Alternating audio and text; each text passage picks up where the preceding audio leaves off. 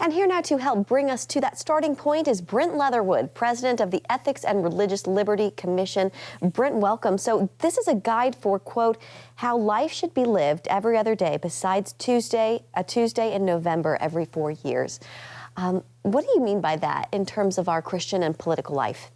If we pull ourselves away from solely focusing on Election Day, you'll find that you engage in politics when you have a conversation with your next door neighbor, or you're at the office and talking with fellow coworkers, or going to the voting booth on Election Day. And in all of those instances, we should be ambassadors for the gospel. And that's what you'll find in the pages of this resource.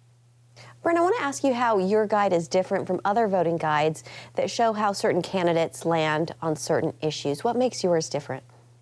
We want to provide a biblical framework so that as you're looking at different candidates, whether you're in a city in California that has two Democrats running, or you're thinking about president, where, you know, this year we're going to have a Republican nominee, Democratic nominee, independents will be on the ballot.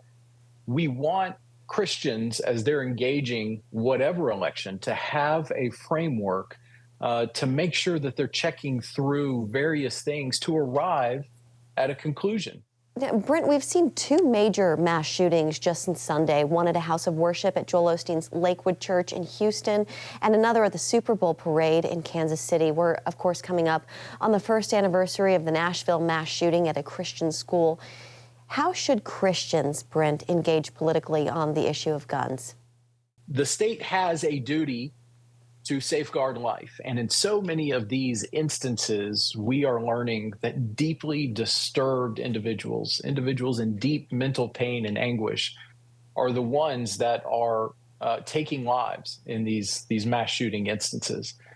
And so I would say, if we're going to be consistent in our pro-life ethic, let's speak out for reforms that encourages the state to intervene where these individuals are sending out signals that they're either going to harm themselves or take innocent life.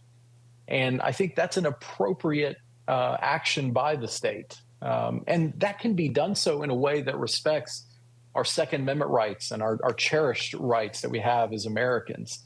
But we need to speak up for life, and we do it so well in other areas, like fighting against abortion.